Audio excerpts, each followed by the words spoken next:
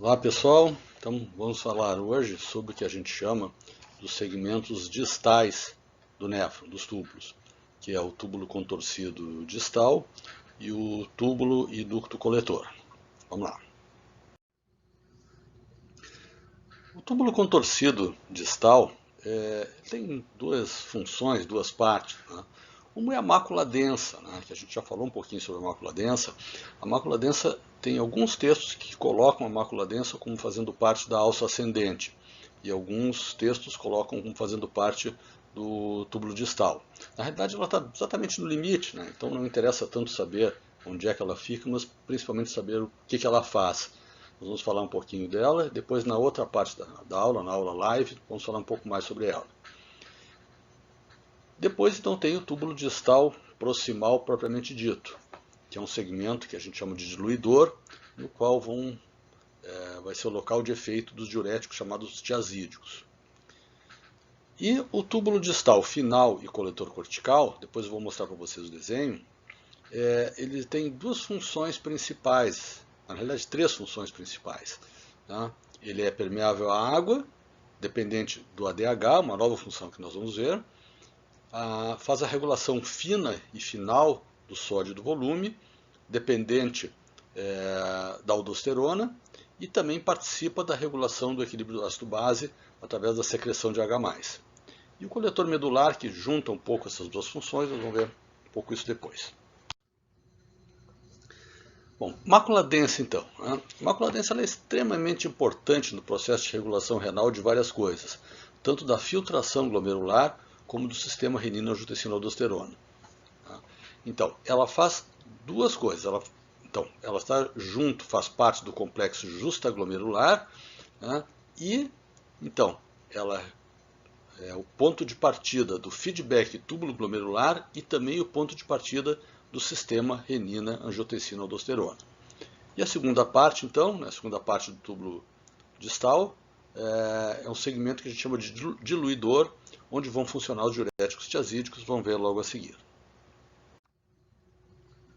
Então, o que é o aparelho justaglomerular, o aparato justaglomerular? É um conjunto de estruturas que fica junto do hilo renal, do hilo glomerular, mais propriamente. Então, o hilo glomerular é o local onde entra a arteríola aferente e sai a arteríola eferente. Bom, neste local, a gente já viu que a alça ascendente encosta aqui nesse local. Ela passa exatamente no hilo glomerular. E aqui, então, nesse local, é a separação entre alça ascendente e túbulo distal. Então, exatamente neste local, no hilo, tem uma estrutura especializada, um conjunto de células especializadas do túbulo. Então, são células tubulares que ficam exatamente nesse local. Por quê? Porque a função delas vai estar vinculada à regulação tanto da filtração glomerular, como depois nós vamos ver do sistema renina-angiotensina-aldosterona. Então, o aparato justaglomerular é arteríola aferente, arteríola eferente, mácula densa, como uma estrutura especializada tubular, e também células aqui, que a gente chama do mesângio, células granulares ligadas aqui, que estão recheando esse espaço. Né? E nós vamos ver então que na arteríola aferente tem células especializadas que são chamadas células justaglomerulares ou células JG. Tudo isso compõe o aparelho justaglomerular, que é o local, o início então do túbulo distal. Então é importante ter essa noção, né? Que a mácula densa ela faz duas coisas, tem duas funções. Ela faz a regulação da filtração glomerular, aquele feedback túbulo glomerular que nós já vimos, né, em aulas anteriores, e ao mesmo tempo ela é o passo inicial do sistema renina-angiotensina-aldosterona. São duas funções que passam pela mácula densa. Como eu falei, dependendo do texto, em alguns textos ela está na alça ascendente grossa, thick ascending, né, ou no túbulo distal. O que é exatamente a mácula densa? São células especializadas que são quimiosensoras, ou seja, elas sentem, elas percebem, elas identificam a quantidade de cloreto de sódio que está passando por ali. Então, a partir de um estímulo químico, que é a quantidade de cloreto de sódio, né, elas vão ter uma resposta, essas duas respostas aqui, regulação da filtração glomerular e passo inicial do sistema renina-angiotensina-aldosterona, a partir da percepção, da mensuração da quantidade de cloro e sódio que estão passando por aí, de cloreto de sódio. Como é que isso acontece? Uma parte desse cloro e sódio que passam por aí entram para dentro das células da mácula densa através de um transportador que é muito parecido com aquele transportador da alça ascendente, que é o sódio-potássio 2-cloro. É bem parecido. Inclusive, a gente já viu que na alça ascendente esse transportador aqui é inibido por furosemide, também na mácula densa é inibido por furosemide. Isso vai ter consequências clínicas, a gente vai ver adiante. Então, o restante, né, da mácula densa, do aparelho justaglomerular, arteríola aferente, com as células justaglomerulares e arteríola eferente. A gente vê aqui de novo o aparelho justaglomerular, né? A gente já viu anteriormente, né, que na arteríola aferente existe a chegada de nervos renais, nervos do sistema nervoso simpático. Eles não estão diretamente fazendo parte do aparato justaglomerular, mas eles interferem, a gente vai ver na segunda parte da aula, sobre a secreção de renina. Né? Mácula densa, as células granulares ou láceas, arteríola eferente. As células justaglomerulares também são células especiais. Elas fazem parte da parede da arteríola aferente. Elas são células musculares, mas são células musculares altamente especializadas, altamente diferenciadas. Qual é a diferença dessas células aqui? É uma coisa muito especial que acontece no rim. O rim é cheio de coisas especiais. São células musculares, mas que fazem secreção. Isso vocês nunca tinham ouvido falar. Células musculares secretórias. Mas as células JG são células musculares secretórias. O que as células musculares secretam? Renina.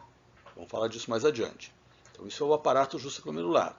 Mácula densa, que é o sensor, que percebe a quantidade de cloreto de sódio que passa por aqui, interpreta isso e transforma isso num estímulo que vai ter várias respostas, entre as quais a secreção, o estímulo à secreção de renina. Então, aqui uma mácula densa, vocês vejam que são células mais altas, células especializadas, e aqui estimulando grânulos, uma célula JG com grânulos de renina. Bom, então vejam, né?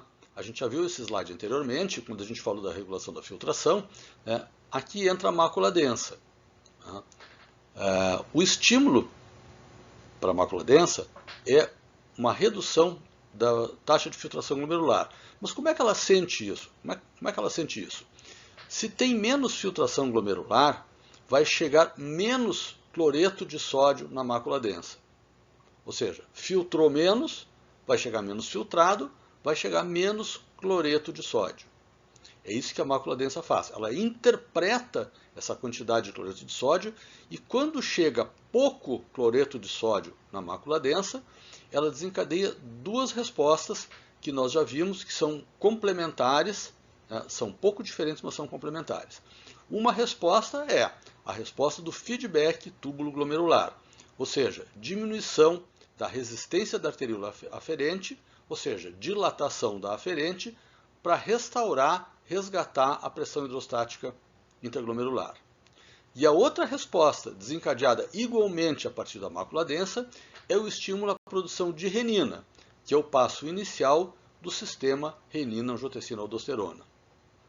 Isso vai provocar uma constrição, um aumento da resistência da eferente, que ajuda a aumentar de novo a pressão hidrostática intracapilar glomerular, mas também vai desencadear toda a resposta do sistema renina-angiotensina-aldosterona, que a gente vai ver na segunda parte da nossa aula, na parte ao vivo da aula. Então, tudo isso parte da mácula densa a partir da quantidade de cloreto de sódio que passa por ali e que ela interpreta dessa forma. Pouco cloreto de sódio que passa por ali significa pouca filtração para ela. Muito cloreto de sódio, ela interpreta como muita filtração. Bom, vamos adiante. O túbulo distal, tá, embora morfologicamente seja uma coisa, na realidade ele tem uma nomenclatura aqui que é meio confusa, para vocês entenderem. Essa parte aqui é a primeira parte do túbulo distal, que é chamada túbulo distal inicial. Ela tem uma característica estrutural e funcional. A segunda parte do túbulo distal, ela funcionalmente se comporta da mesma maneira que o túbulo coletor cortical. Veja que nas figurinhas do Guyton está tudo isso aqui junto. Tem gente que chama isso aqui de segmento conector. Tá? Mas independente do nome, o que é importante? Para vocês entenderem que tem uma parte inicial do túbulo distal, que é aquele segmento diluidor, que a gente falou anteriormente, e tem uma segunda parte do túbulo distal que funciona junto com o coletor cortical, que vai ter uma funcionalidade. Vamos detalhar um pouquinho disso adiante. Tá? Então vamos falar primeiro da primeira parte do túbulo distal, que é o segmento distal inicial. Bom, então esse segmento distal inicial, ele funciona reabsorvendo uma porção de coisas. Tá? Ele é um segmento que reabsorve solutos e, portanto, ele dilui o líquido que fica dentro dos túbulos. Segmento diluidor ainda. Como é que ele funciona? Mesma coisa de sempre. Tem uma bomba sódio-potássio ATPase, transportador ativo primário, na membrana basolateral. E aqui, então, na membrana apical, vai ter um cotransporte. Tá? Então, vocês já viram diferentes tipos de cotransporte. Um cotransporte é aquele transporte lá do túbulo proximal, que é um cotransporte sódio alguma coisa, sódio-glicose, sódio-aminoácidos. Vocês viram na ácido ascendente um outro tipo de cotransportador, que é o sódio-potássio 2-cloro. Bom, aqui tem um terceiro tipo de cotransporte. É um sódio-cloro cotransporte. Tá? Um sódio-cloro cotransporte. Qual é a característica funcional desse transportador? Tá? Primeiro, ele funciona dependente do transporte primário, da membrana basolateral. Segundo, ele é inibível por diuréticos tiazídicos, que são uma outra categoria de drogas, uma outra categoria de diuréticos, então, que vocês vão conhecer. Tá? Os diuréticos inibem este transporte.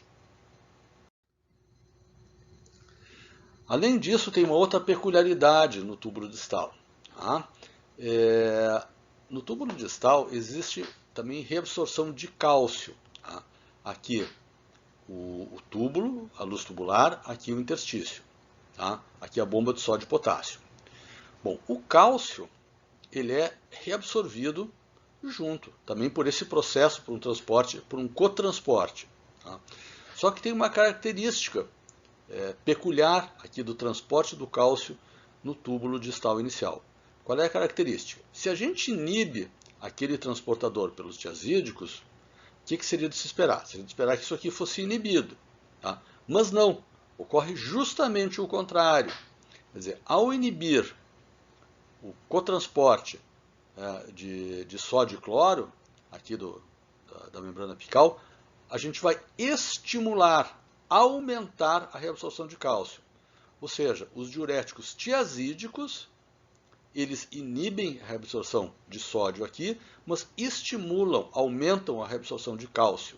Então, os tiazídicos diminuem a eliminação de cálcio nesse segmento. Os tiazídicos, eles são conservadores de cálcio nesse segmento tubular. Isso tem aplicação prática, vocês vão ver lá no quinto semestre, no tratamento de uma das formas de doença de cálculos renais, que é uma forma, a hipercalciúria renal, que tem um excesso de eliminação de cálcio pelos rins e que o uso de tiazídico vai diminuir essa eliminação excessiva. Por quê? Porque vai aumentar a reabsorção aqui. Tá? Então, nesse segmento, tem a reabsorção de sódio e cloro, inibida por tiazídicos, tem uma reabsorção de cálcio que é aumentada, estimulada por tiazídicos. A gente também tem aqui, se viu no slide anterior, não vou voltar agora, mas tem reabsorção de outras coisas também, né? Tem de potássio, tem de magnésio, tem de várias coisas. Essas sim são inibidas pelos tiazídicos. Então Então, os tiazídicos vão inibir a reabsorção de sódio, de cloro, de potássio, de magnésio, de algumas outras coisas. Mas de cálcio vão estimular. Essa é uma peculiaridade do túbulo distal inicial. Bom, o túbulo distal final, então, ele se comporta numa unidade funcional com o coletor cortical. E esse segmento, então, tem dois tipos de células e três funções principais. Tá? Vamos ver isso em detalhe. É um segmento que é permeável à água, mas na dependência do ADH. Vamos ver como é que isso funciona. Impermeável à ureia, é o local efetor do sistema renina-angiotensina-aldosterona, um dos locais efetores desse sistema, e também participa, então, do equilíbrio ácido-base. Para isso, ele possui dois tipos de células no túbulo distal final e coletor cortical. As células principais, que tem também, então, uma sódio-potássio ATPase, basolateral, que é ativável pela aldosterona, é dependente da aldosterona. Por isso que se diz que aqui é um dos locais efetores do sistema renina-angiotensina-aldosterona, porque a aldosterona vai ativar essa reabsorção nesse segmento. Tá? Aqui também, então, é o local de ação de um outro tipo de diurético, que vocês não conhecem ainda, nós vamos falar, são os diuréticos poupadores de potássio. Tá? Mas as células principais também têm um outro tipo de transporte independente desse, que é o fluxo de água dependente do ADH. Tudo isso nas células principais. E nas células intercaladas tem uma outra função, que é outra enzima, né, a H mais ATPase e a HK ATPase, são duas enzimas na realidade, né, que vão participar da regulação do equilíbrio ácido-base, secretando o próton contragradiente e regenerando bicarbonato em presença de anidrase carbônica. Então, de novo, né? O túbulo distal, o segmento inicial do túbulo distal, como eu falei, né? Ele reabsorve sódio, cloro, cálcio, magnésio, potássio também. Tá? Ao bloquear esse transporte por tiazídicos, a gente vai eliminar sódio, eliminar cloro, eliminar magnésio, mas conservar cálcio. Tá? E aqui então, o segmento distal final e coletor cortical com dois tipos celulares. Células principais, tá, que reabsorvem sódio trocando por potássio e reabsorvem água mediado por ADH. E fazem a secreção de H+, e reabsorção de potássio e bicarbonato, tá, que a gente vai ver então a seguir. Já falamos isso, então, né, só para vocês gravarem isso aí, olharem esse slide. Células principais, troca sódio por potássio, local de ação dos diuréticos poupadores de potássio e absorção de água dependente do ADH. Isso aqui são aquaporinas, vamos ver a seguir. Células intercaladas, secreção ativa de H+, contragradiente, regenera bicarbonato, independente da anidrase carbônica, e também então tem uma outra troca de H+ por potássio, reabsorvendo o potássio. Quando isso aqui, isso vai fazer a acidificação da urina, né? E quando existe doença disso, quando esse mecanismo não funciona, produz uma situação que a gente vai ver quando falarmos no nosso último encontro, de acidose tubular renal, né? Do tipo 1, acidose tubular renal distal. Então, uma célula principal, né, essa célula faz dois processos. Ela faz o processo de reabsorção de sódio e secreção de potássio dependente de aldosterona e um outro processo de reabsorção de água livre dependente do ADH. Claro, nas células as duas coisas acontecem ao mesmo tempo, tá? Mas no desenho eu vou mostrar separado para ficar mais fácil de entender. Mas tenham em mente que isso acontece tudo na mesma célula, tudo na célula principal. Então eu vou mostrar uma das funções, que é essa aqui. Tá? Tem a bomba de sódio, potássio, ATPase, mas é uma bomba diferente. É uma bomba 3 sódio, 2 potássio. Tá? E principalmente é uma bomba que funciona na presença de aldosterona. essa troca, essa reabsorção de sódio troca por potássio, ela funciona em vigência de aldosterona. Então, lá no túbulo proximal e na alça de Henle, absorvia sódio e absorvia potássio também. Aqui é diferente, absorve sódio e elimina potássio. Absorve sódio e troca por potássio. O motor é sódio potássio ATPase que vai funcionar em presença de aldosterona. Sem aldosterona isso aqui não funciona. Se não tem aldosterona, o que acontece? O sódio sobra, vai ser eliminado e o potássio fica dentro, conserva potássio. Então, com aldosterona, conserva sódio, elimina potássio. Sem aldosterona, elimina sódio, conserva potássio. Tá? Isso aqui, a entrada de sódio na célula, é por um canal de sódio. Guardem isso, canal de sódio aqui, vamos falar disso a seguir. Bom, não interessa muito o detalhe, mas vocês saberem que a aldosterona, como é que ela faz o efeito? Ela entra na célula, entra no núcleo, aumenta a transcrição genética para aumentar a expressão então desse transportador aqui. Tá? E aumenta também o transportador de sódio, tem várias funções dependendo da aldosterona. Tá? Aumenta esse canal de sódio aqui. Não precisam se prender no detalhe, só para vocês terem uma ideia. E a outra função, então, que acontece na mesma célula, veja bem, a gente está fazendo desenhos diferentes para ficar mais fácil, né? Porque senão fica uma confusão no slide. Mas é naquela mesma célula, também ainda dentro da célula proximal. Tá? Tem a absorção de água sensível ou dependente do ADH. O ADH é o hormônio antidiurético, que vocês viram no endócrino. Tá? Então, a vasopressina, que é sinônimo do ADH, ela vai se ligar nessas células e vai abrir canais de água. Canais de água. São chamados aquaporinas. E esses canais de água, eles possibilitam a reabsorção de água que a gente chama de água livre. É uma água sem sódio. Quer dizer, lá na aldosterona, quando entra o sódio, vai entrar também a água atrás. Mas essa água que entra aqui é uma água livre de sódio. Essa água reabsorvida aqui pela aquaporina, ela é livre de sódio. Não entra uma quantidade de sódio proporcional com ela. Então, se ela reabsorve água, e deixa sódio aqui, o que ela vai fazer? Ela vai estar concentrando a urina. Ela vai participar da concentração da urina. Absorve água livre, absorve água sem sódio. Como é que são esses canais de água? Esses canais de água se chamam aquaporinas. Vocês lembram que lá na alça descendente, também a absorção de água era feita por aquaporina. Então, a gente falou disso. Tem um canal, tem um portão que deixa entrar água lá na alça descendente. Essa água entra atraída, puxada pelo efeito osmótico da medula. Aqui também. Isso aqui é um portão de água, que a água vai entrar também puxada pelo gradiente osmótico da medula hipertônica, mas com uma diferença. Lá na alça descendente, o portão estava sempre aberto. Tinha o canal, tinha a aquaporina lá sempre aberta. Esta aquaporina aqui não. Ela abre ou fecha dependendo do hormônio antidiurético. Se tem hormônio antidiurético, ela abre. Se não tem hormônio antidiurético, ela fecha.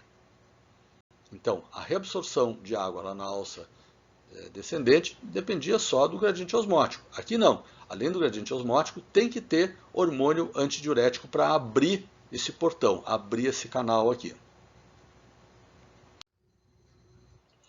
De novo, só para mostrar, não preciso se prender nesse detalhe, mas a vasopressina, o hormônio antidiurético, vai se ligar num receptor na membrana basolateral, vai ativar uma série de processos intracelulares que vão abrir a aquaporina, vão deixar a água entrar pela aquaporina.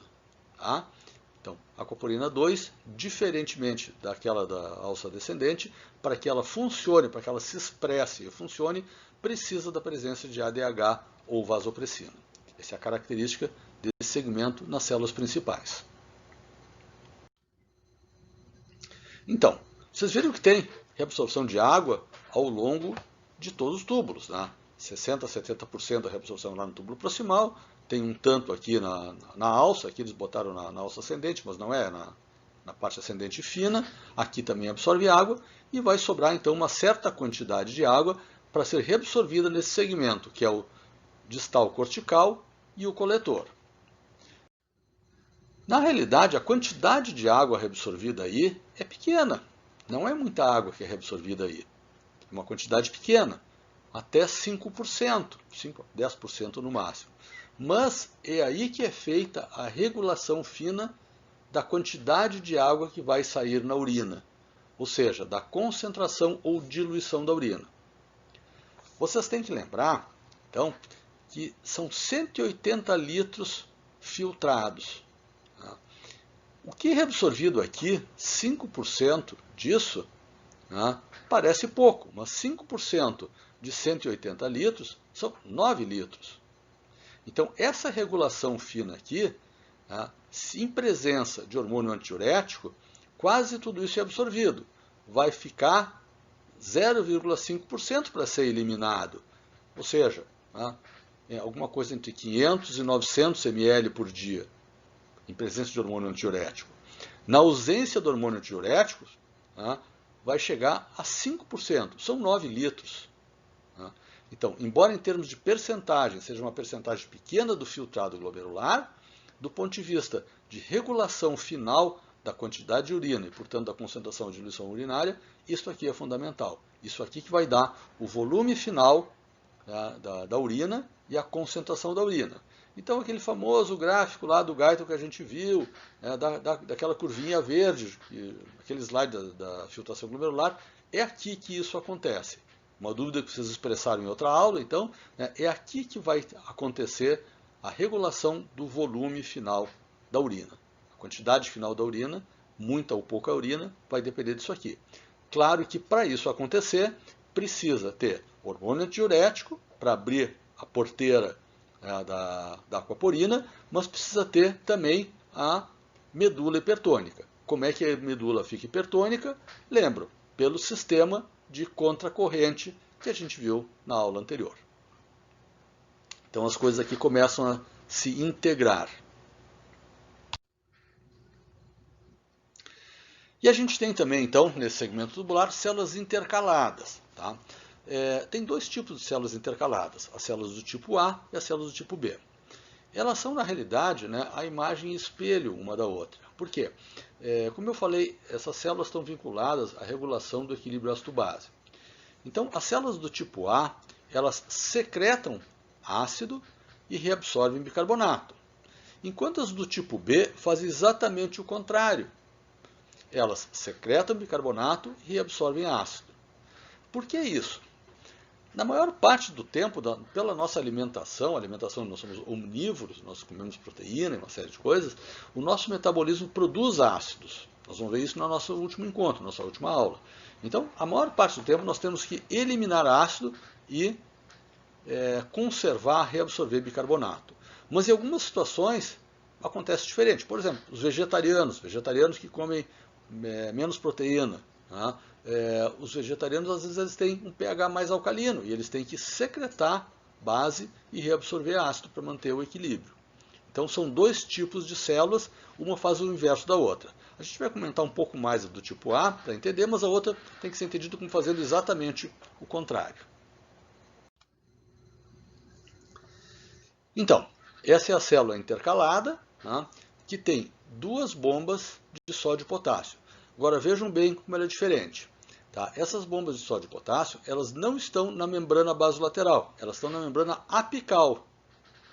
Todas as outras sódio, potássio e ATPase que nós falamos anteriormente, elas estavam na membrana basolateral. Essas aqui estão na membrana apical. Uma delas secreta H+, e a outra tem um contratransporte que secreta H+, e reabsorve potássio. E nós vamos ver que nesse processo é fabricado, é gerado um bicarbonato novo que é reabsorvido. Esse processo vai possibilitar a acidificação final da urina, vai ser responsável pelo pH final da urina. Então, é um sistema todo voltado para a acidificação da urina. Para que serve acidificar a urina? Para carregar a bateria de celular, como a gente falou anteriormente? Não, tá? É imagem especular. Se eu estou acidificando a urina, significa que eu estou conservando um pH mais alcalino, mais próximo, né, do normal, do meio interno extracelular. Aqui então está um pouco pequeno, mas isso vocês vão encontrar nos livros, né? Uma bomba H+ ATPase secreta H+. Uma bomba HK ATPase secreta H, reabsorve potássio. Neste processo aqui, em vigência da anidrase carbônica, de onde é que vem? Esse próton que vai ser secretado vem da água, do ácido carbônico, que ele é dissociado pela anidrase carbônica, vai sobrar um CO2 que vai, de novo, se transformar em bicarbonato e vai gerar um bicarbonato novo que vai ser reabsorvido. Então, nesse segmento, ele reabsorve bicarbonato, mas é um bicarbonato que não está aqui no túbulo, é um bicarbonato novo, e secreta H+. Essa é a característica das células do tipo A. As células do tipo B vai ser o inverso disso, o contrário. O ducto coletor medular, tá? Eu não vou me detalhar muito nisso, ele tem só algumas características importantes. Ele é uma mistura dos dois. Tá? As células dele fazem as duas coisas, fazem a secreção a troca de sódio por potássio em vigência de aldosterona, reabsorção de água, dependendo do hormônio antidiurético, secreta próton, reabsorve bicarbonato, e tem uma característica que eles são permeáveis à ureia. Essa permeabilidade à ureia tem a ver com aquele ciclo da ureia que a gente falou anteriormente e que ajuda a manter a hipertonicidade da medula. A hipertonicidade a gente viu que ela é formada pelo sódio, fundamentalmente, mas também pela ureia, que faz um ciclo que passa por aqui pelo coletor medular. E tem uma outra peculiaridade aqui desse segmento. Então, são células semelhantes às principais, mas dupla função, que é isso aqui. É o local de ação dos peptídeos natriuréticos. Vocês devem ter visto na fisiologia cardiovascular o que são os peptídeos natriuréticos. Eles são produzidos no coração ou no cérebro também. Quando existe expansão de volume, os peptídeos natriuréticos vão agir nesse segmento, no segmento do coletor medular, para produzir exatamente isso, natriurese, ou seja, eliminação de sódio e de água. Então também aqui ajuda a fazer o ajuste fino da água e da diurese, também reabsorve água dependendo do ADH, também tem secreção ativa de H+, uma mistura das duas funções. Mas a peculiaridade então é isso, a ação dos peptídeos natriuréticos e permeável à ureia ajuda a produzir essa concentração da medula e da urina.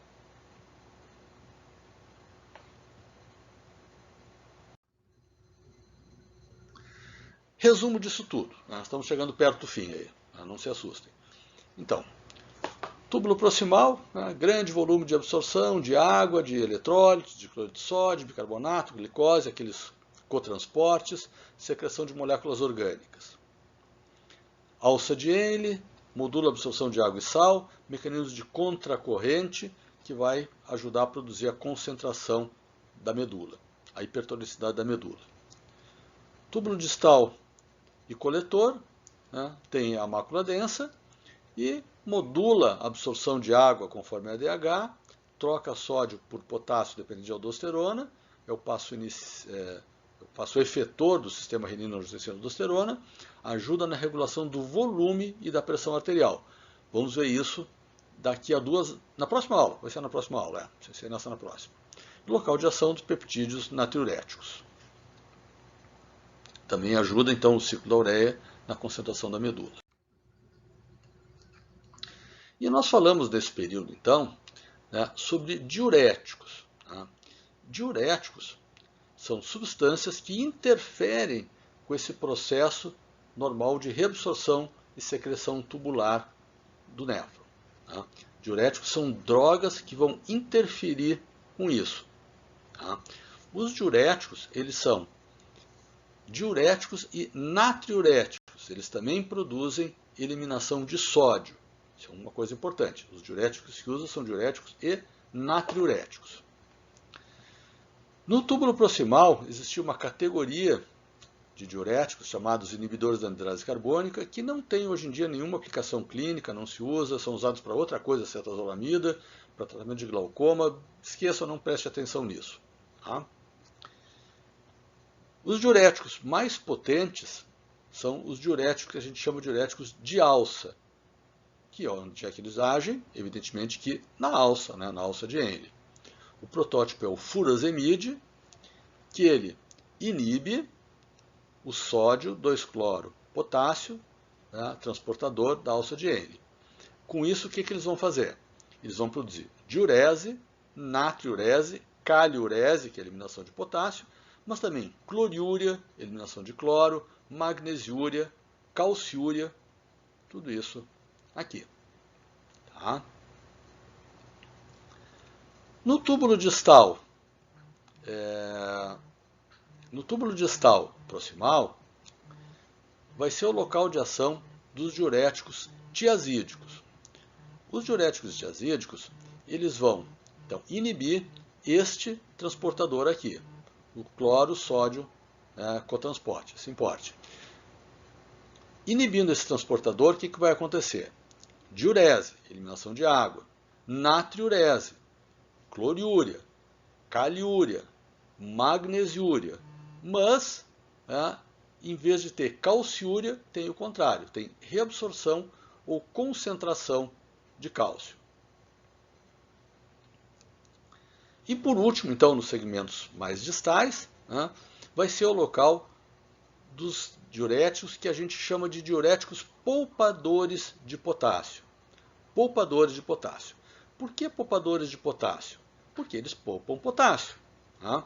Eles são de dois tipos. Primeiro, um tipo que são os inibidores diretos da aldosterona. Lembram que a reabsorção de sódio e troca por potássio, ela é dependente de aldosterona. Se a gente inibir esse transportador, inibindo a aldosterona, vai acontecer o quê? Vai ter diurese, natriurese e conservação, ou seja, poupar potássio. A droga que faz isso é a espironolactona. Tá? E depois tem uma outra classe de diuréticos que não funciona diretamente na aldosterona, mas funciona naquele canal de sódio que eu mostrei no slide anterior. Tem um canal de sódio, então são drogas que bloqueiam diretamente o canal de sódio, sem interferir no receptor da aldosterona. É outra classe química, é outro mecanismo, mas o efeito é exatamente o mesmo, porque bloqueando o canal de sódio, eles bloqueiam a reabsorção de sódio, portanto vai ter natriurese, diurese e bloqueio a eliminação de potássio. Então eles também vão ser poupadores de potássio. O protótipo disso é então a milorida. Tá?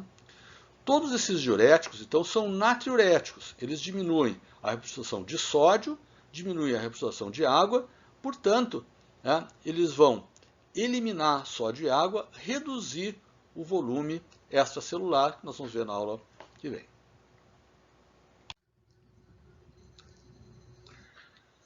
Por último, então, a gente introduziu nesse segmento tubular o controle hormonal da reabsorção tubular. Vocês viram que vários desses passos são dependentes de reabsorção, dependentes de controle hormonal. A aldosterona, então, que regula, que é a que possibilita a troca de sódio por potássio no distal final e coletor cortical. Angiotensina 2, a gente não falou muito, a gente vai ver mais adiante. A angiotensina 2, ela estimula a reabsorção de sódio, cloro e água no túbulo proximal e na alça de Henle. Hormônio antidiurético, a gente viu que é o que estimula a reabsorção de água livre, então também no distal final e coletores. O peptídeo natriurético, que tem a forma, um produzido no átrio e um produzido no cérebro, que estimulam então a natriurese, lá então no segmento mais distal, né, o ducto coletor medular.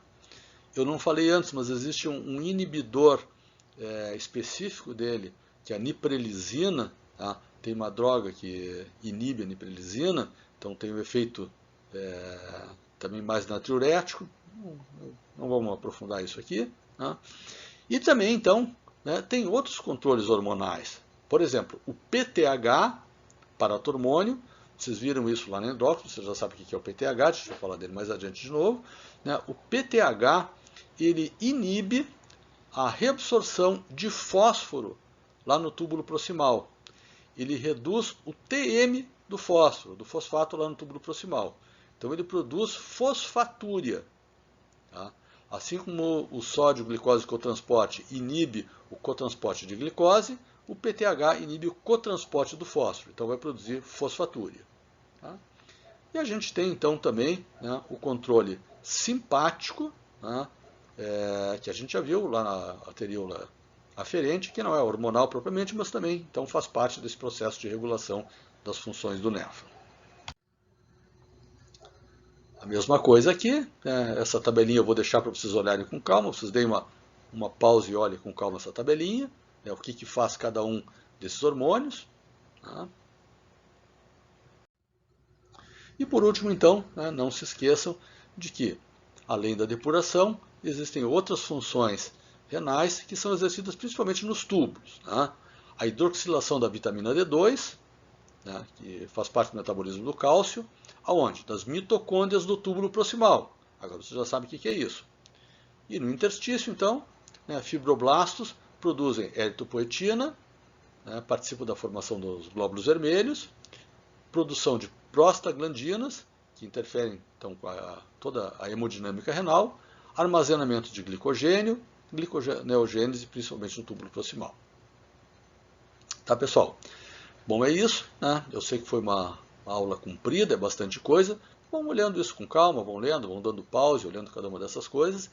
E então, na nossa parte ao vivo, nós vamos aprofundar um pouco mais o sistema renina-angiotensina-aldosterona. Tá, pessoal? É isso.